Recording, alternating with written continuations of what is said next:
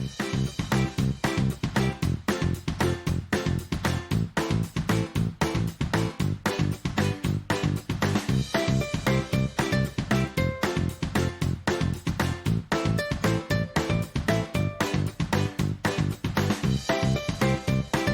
day, everyone. I am here to discuss the chapter 7 of our lesson for organic chemistry entitled Nucleophilic Substitution Reaction. But before our lesson, I would like to present to you the basic knowledge, the key concept that you have to be familiarized with. So first, we have nucleophilic substitution reaction, SN2 mechanism, SN2 energy diagram and transition state, stereochemistry of SN2, factors affecting SN2 reactions, and SN1 mechanism unimolecular. No? Yun yung mga topics, mga key concept that you have to be familiarized with.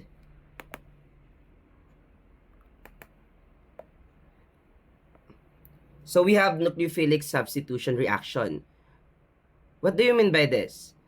Nucleophilic substitution is a reaction in which a nucleophile replaces a living group attached to a carbon atom, forming a new carbon nucleophile bond.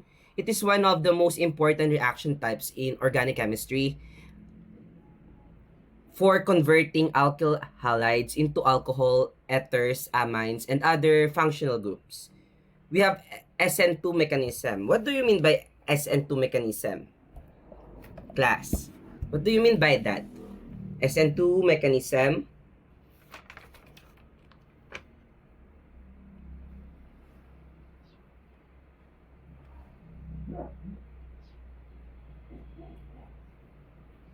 S stand for substitution and N stand for nucleophile, and the number 1 or 2 it determines how many reactants involved.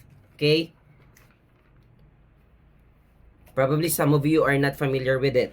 Para lang dagdag knowledge. So, SN2 mechanism, bimolecular. The SN2 reaction occurs in a single concerted step where the nucleophile attacks the carbon from the backside while the living group departs simultaneously. The rate law is second order rate is equal to K substrate and nucleophile.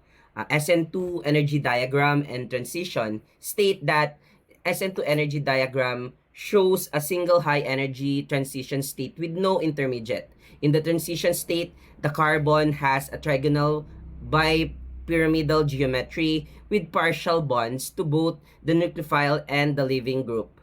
Stereochemistry of SN2 reaction result in complete inversion of configuration, Walden inversion, a chiral center because the nucleophile attacks from the opposite sides of a living group. Factors affecting SN2 reaction. SN2 reactivity is strong influenced by steric hindrance. Strong nucleophiles, good living groups, polar aprotic solvents, and moderate temperature. Tertiary substrate almost never undergo SN2 due to steric crowding.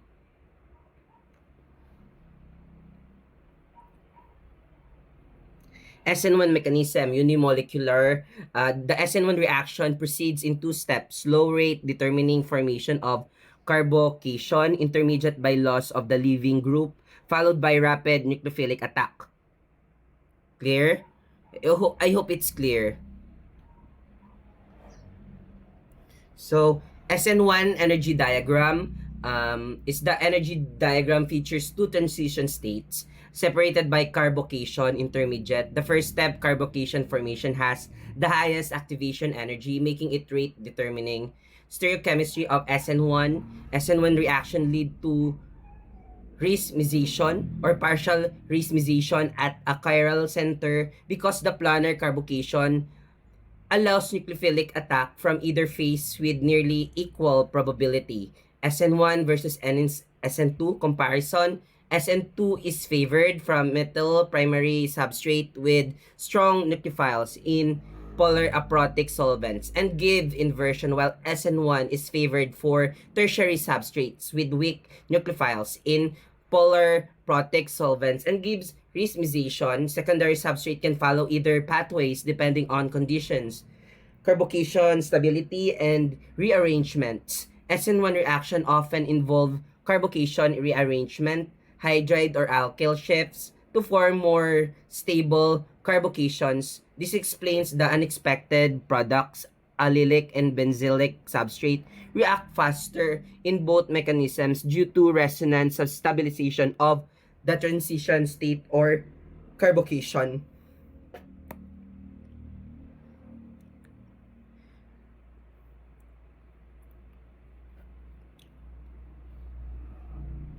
Okay, what is nucleophilic substitution reaction? And explain the general process and give two example of nucleophiles into example of good living groups commonly used in these reactions. And differentiate between SN1 and SN2 mechanism. This is the question from pre-competency that I have prepared, and I think I want I wanted to answer it already, no? As simbagan na ni sir. Sunod, you just listen kung anong simbag. So, mataon na lang kung quiz 1 to 30 for chapter 7. So, a nucleophilic substitution reaction involve a nucleophile, which is an electron-rich species attacking an electrophilic carbon atom that is bonded to a living group, thereby displacing the living group and forming a new carbon nucleophile bond in the product. The general process typically occurs with substrates such as alkyl halides, where the nucleophile donates a pair of electrons to the carbon while the living group departs with its bonding electrons, often proceeding under condition influenced by solvent, substrate structures, and nucleophile strength. Two common examples of nucleophiles are the hydroxide ion and the cyanide ion, while two good living groups frequently employed are bromide and tosylate as this week's bases that stabilize the negative charge upon departure. So we have the SN2, the difference between SN1 and SN2. SN2 mechanism is a concerted one-step process classified as bimolecular nucleophilic substitution, in which the nucleophile performs a backside attack on the carbon atom simultaneously with the departure of the living group, resulting in inversion of configuration at a chiral center. Its rate low is in order given the rate of K rate is equal to K substrate multiplied nucleophile and rate. Yeah. Which implies that the reaction involves a single transition state where both the substrate and nucleophile participate in the rate determining step, making the rate sensitive to the concentration of each reactant. In contrast, SN1 mechanism is a stepwise unimolecular nucleophilic substitution that would begin with the slow rate determining dissociation of the living group to generate a planar carbocation intermediate, followed by rapid nucleophilic attack that occurs from either side and often leads to racemization. Clear? So we have our second question is, explain the stereochemistry of the SN2 reaction. Why does it result in inversion of configuration? Use a chiral secondary halide as an example to illustrate your answer. So the SN2 reaction is a stereospecific and proceed with complete inversion of configuration at the electrophilic carbon. This inversion, known as Walden inversion, occurs because the nucleophile attacks the carbon from the backside opposite the living group. In a concerted one-step process, the transition state involves a pentacoordinate carbon where the nucleophile and departing living group are collinear with the central carbon, using the three substituent to flip like an umbrella in a strong wind as the bond rearrange. For a chiral secondary alkyl halide, example is consider the reaction of entomerically pure 2-bromobutane with hydroxide ion. The SN2 mechanism yields exclusively with the configuration at the chiral center inverting from R to S. Several key factors determine whether a nucleophilic substitution follows the SN1 or SN2 pathway. So first, the structure of the substrate is critical. Yan yung mga things to remember na mga factors that influence the nucleophilic substitution reaction if it will follow the SN1 or SN2 pathway. So we have Yun nga, sinabi ko kanina, yun. SN2 is favored for methyl or primary alkyl halides due to minimal steric hindrance, allowing easy backside attack, where SN1 is favored for tertiary substrate because they form stable carbocation intermediates. Secondary halides can react by either mechanism depending on other condition. Second, nucleophile strength influence the pathway. Strong nucleophiles negatively charged like OH or CN promote the concerted SN2 mechanism by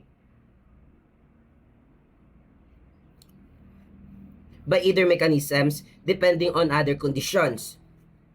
Yan. So for the third, solvent polarity plays a major role. Polar aprotic solvents enhance SN2 by not solvating the nucleophile strongly, keeping it highly reactive, whereas polar protic solvents stabilize the carbocation and leaving group in SN1, favoring that stepwise route. So this is the references of my answer regarding with the question with the pre-competency. Yun yung references ni sir. Diyan ako nagkuha ng simbag. So, nucleophilic substitution, it has two mechanism. The SN2 mechanism and SN1 mechanism. And I know you already know it. No?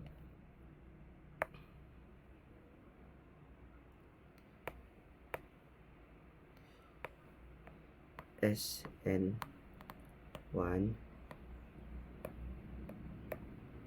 mechanism. Yan. SN1 mechanism, may A yan may A yan dyan. May A yan. Nalingawan ni sir maglag dyan ng A. This is spelling. SN1 mechanism. So, the things that you have to remember regarding SN2 mechanism, it is a one-step concerted process.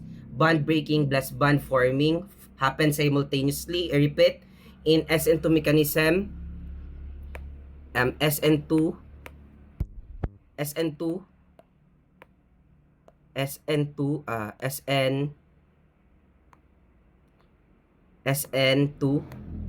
mechanism, bond breaking, bond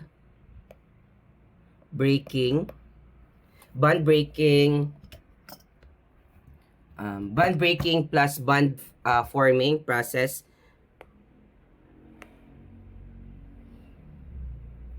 Bond breaking and bond forming is simultaneously happening. SN2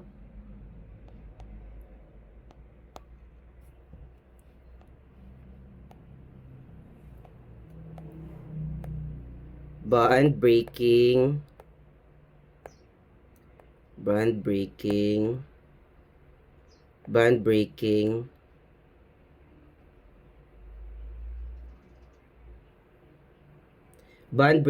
we have bond breaking yan kadukdok yan kayan simultaneously happen, saka forming. Okay, we have backside attack. Tandaan ng backside attack, ang term na backside attack, mga key terms yan dyan. Backside attack, inversion of stereochemistry, transition state is penta-coordinated, which means crowded. Masyado siyang crowded. Clear? I hope it's clear.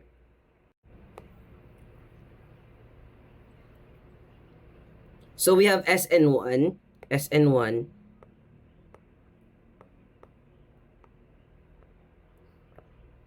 reaction,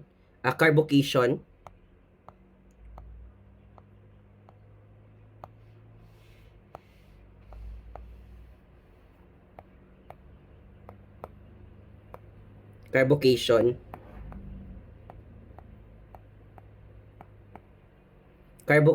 we have carbocation, intermediate, NU attacks carbocation, racemization, mixture of inversion and retention, mixture of inversion and plus inversion. Yan. Inversion.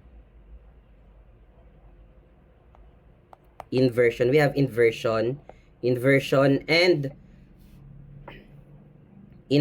and yes. Okay. Basta sa SN1 mechanism, unimolecular, may dalawa siyang two steps, slow, algae leaves, carbocation intermediate, and fast, nucleophilic attacks carbocation. Racemization, mixture of inversion plus retention. Ang racemization niya, often partial due to ion pairs. Clear? I hope it's clear. So, additional rules and notes. Group ability correlates with weak basicity. And then yan. Like this one. Tosylate, mesylate, trifylate, or even better. Nucleophile, strength in protic solvents, roughly. Solvent effect is very powerful. It can switch the mechanism for secondary substrate.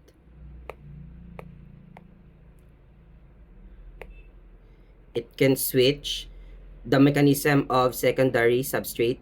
Combination with elimination, we have strong base plus heat. Strong base,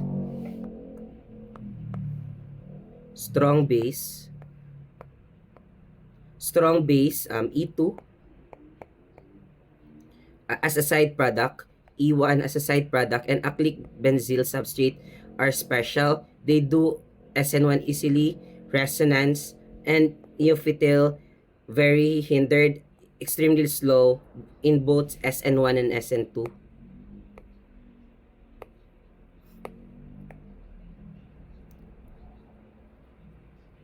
Okay. To help you imagine, I will draw an example of SN1 substitution reaction. So, remember SN1 only involves one reactants. So, we have here this one.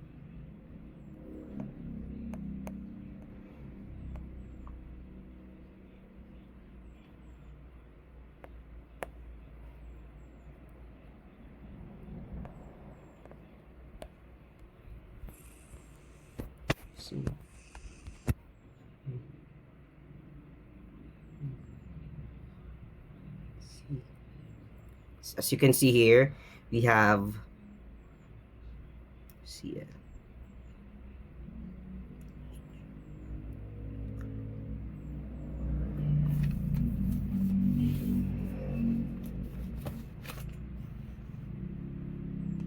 So as you can see here, we have the slow rate determining step, formation of carbocation. Sunod, ang mangyayari dyan, ma-break yan, magiging araw ka ng itsura niya. Ma-break yan, magiging araw ka ng itsura niya. I'm sorry, raot ang stylus ni sir. Kaya kamot lang ang gamit ko niyan. Kaya haloy-haloy ako mag-drawing. Yan. Magkakaigwa dyan ng inaapod na nucleophile attack, no? Digdiyo ang nucleophile na ma-attack is let's just imagine it na lang. It's a form of halophile. It's actually a halophile. So, ang mangyayari magiging C positive, then the Cl magiging halide, ang Cl, marog na yan kaya maano siya, ma-separate na yan. Ang mangyayari, may ma-attach yan na nucleophile. Yan. This is an example of SN1 mechanism. As you can see here, ang nangyari, inisiinot niya ang structure. Then, after that, nagkaigwang reaction, nag-depart yung chlorine, nag-depart siya with the bonding electron forming a, as you can see here, forming a new structure. So, ano nangyari, may na-attract na nucleophile. Nucleophile, it's actually halophile yan. So, ano nangyari, na-isolate na si chlorine, yan ang nangyari. Yan na. So, this is an example of SN1 mechanism.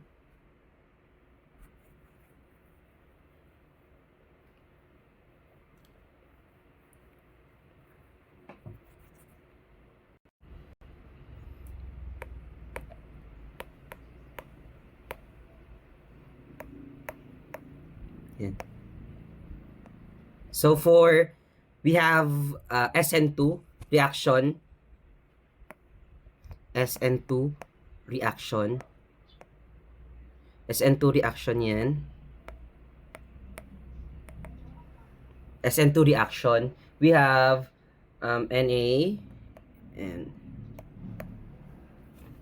we have Na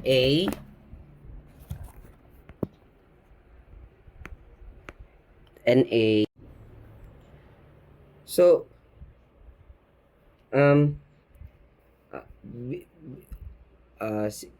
so ulitin lang natin yung step 1 ng mechanism of SN2 reaction. Nucleophilic attack by hydroxides on the carbon atom ethyl chloride result in a pentacoordinate intermediate carbon ion. So this is the structure. I repeat, this is the okay.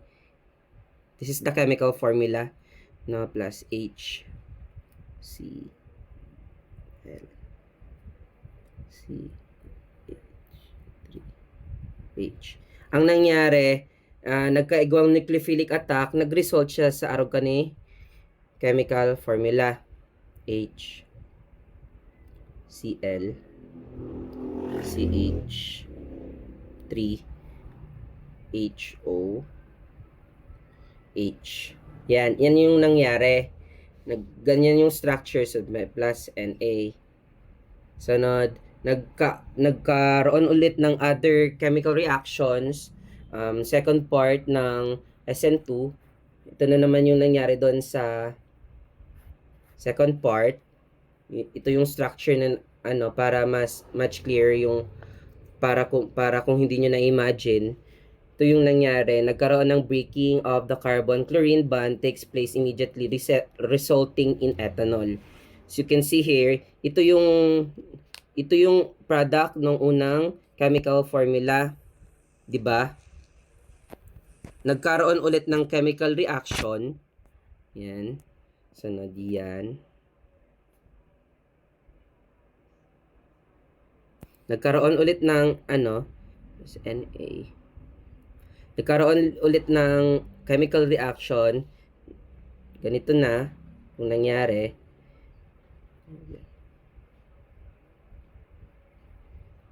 OH.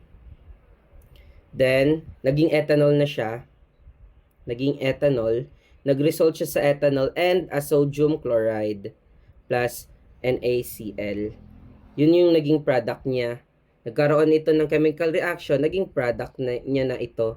Carbon ion and ethanol and sodium chloride. Yan yung nangyari this is an example of SN2 mechanism. I hope it's clear naman. Sana. Sunod, I will send other videos regarding with it.